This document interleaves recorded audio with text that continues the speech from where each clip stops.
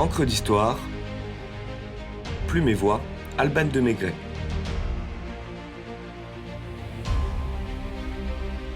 César Ritz, hôtelier perspicace, créateur de palaces.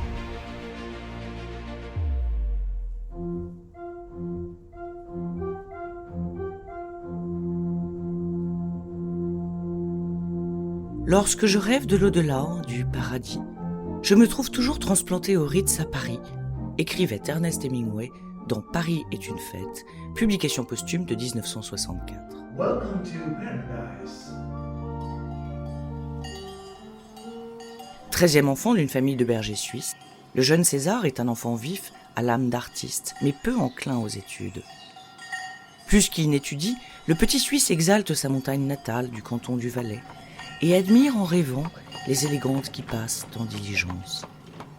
Ses parents le placent donc à 15 ans dans l'auberge Couronne et Poste de Brigue, comme apprenti sommelier. Maladroit et empoté, son patron lui affirme rapidement que le métier d'hôtelier n'est pas fait pour lui.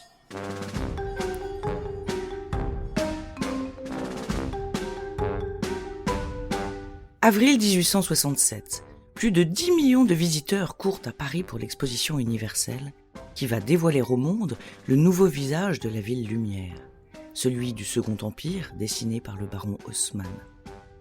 On se faufile, on se bouscule, on s'agglutine pour entrevoir le tsar Alexandre II, Marie-Pia de Savoie, reine du Portugal, le prince Oscar de Suède, le roi Léopold II de Belgique et la reine Marie-Henriette, le sultan Abdulaziz, le prince de Galles, le roi Louis II de Bavière, l'émir Abdelkader, Guillaume de Prusse ou encore le comte Otto von Bismarck.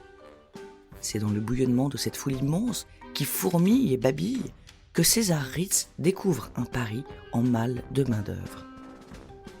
Serveur ou plongeur, cireur de chaussures ou garçon de course, l'adolescent accepte toutes les tâches et les exécute avec une célérité impressionnante. On le surnomme César le Rapide. Le voici à l'hôtel splendide, le voilà au restaurant chez voisin, repère du tout Paris. Sous ses mains habiles, un rien se transforme en une prouesse artistique. Sous son regard perçant, les exigences des grands de ce monde sont devinées et comblées. Observation, compréhension, anticipation. Il devient indispensable. La guerre de 1870 le contraint à revenir en Suisse, mais on le rappelle aussitôt. C'est à Vienne, en 1873, qu'il croise pour la première fois le prince de Galles, rencontre marquante et indélébile dans la vie naissante du prodige, dont le futur Édouard VII dira, je cite, « Où qu'aille Ritz, je le suis ». Lucerne, Baden-Baden, Rome, Londres, Monte-Carlo s'arroche l'homme qui devient une figure de l'hôtellerie de luxe et une référence en élégance et bon goût. Le petit berger fait sa pâture des têtes couronnées, intellectuels et hommes d'affaires de la belle époque, avec un discernement et une spontanéité inégalables. Au cours de ses missions en Europe, Ritz a l'occasion de travailler avec le chef cuisinier Auguste Escoffier, digne héritier d'Antonin Carême, ambassadeur de la cuisine française et souverain des papilles. César et Auguste partagent ce même perfectionnisme, cette même créativité, cette même vision impériale du service. César adopte Auguste, comme un air de déjà-vu. Chemin faisant, Ritz caresse l'idée de créer son propre hôtel qui offrirait, je cite, « tous les raffinements qu'un prince pourrait souhaiter dans sa propre demeure ». Il achète l'ancien hôtel de Gramont, au 15 de la place Vendôme, grâce à l'aide financière de son ami Louis-Alexandre Marnier l'Apostole, à qui il avait suggéré le nom de Grand Marnier pour sa grande liqueur.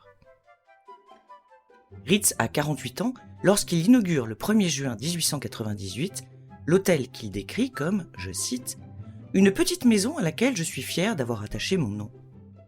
L'hôtel Ritz, construit par Jules Hardouin-Mansart sous le ministère de Louvois, accueille ses clients dans un cadre grand siècle, alliant l'art de vivre à la française au confort britannique. Et c'est une révolution dans l'hôtellerie de luxe encore balbutiante. Chaque chambre a sa salle de bain, l'électricité arrive à chaque étage, et le téléphone est opérationnel.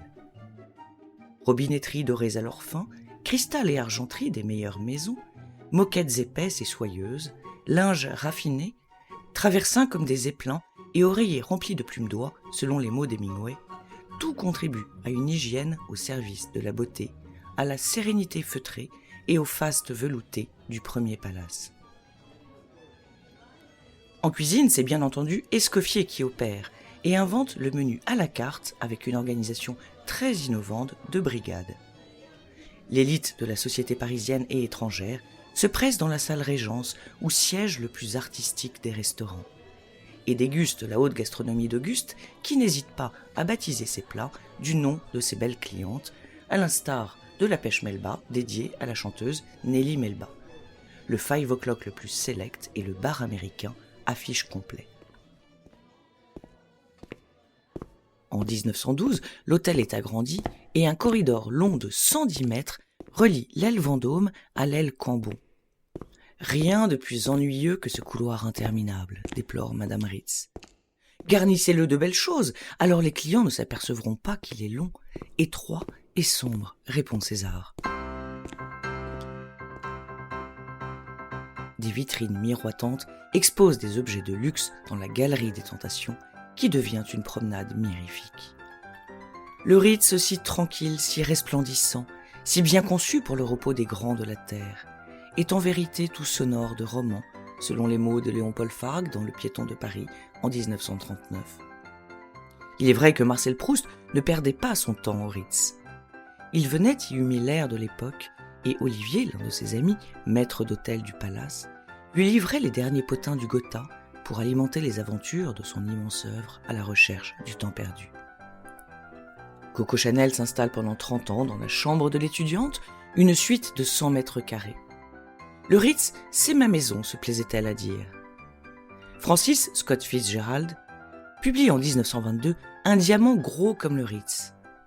Le duc de Windsor rédige quelques chapitres de ses mémoires.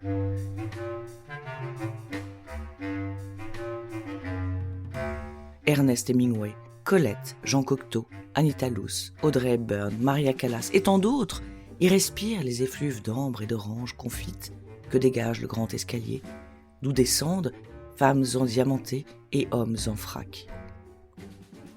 Un soir, un milliardaire éméché exige que Napoléon descende de la colonne Vendôme pour le saluer. Imperturbable, le portier lui répond « Une panne d'ascenseur retient l'empereur et qui vous prie de l'excuser. » Rendons à César ce qui appartient à César. Le Ritz, c'est un esprit, un art de vivre festif et respectueux, une élégance de Banton gravée dans les façades classées monuments historiques, et le premier hôtel d'une longue série de palaces signé par son fondateur éclairé. C'est l'étoile du berger César. Pourvu que l'hôtel le plus ritzy de Paris et sans doute du monde, ritzy, mot entré dans le dictionnaire américain qui signifie luxueux, élégant, à la mode, conserve à jamais l'empreinte de son créateur, roi des hôteliers et hôtelier des rois, mort dans la solitude et l'oubli le 26 octobre 1918.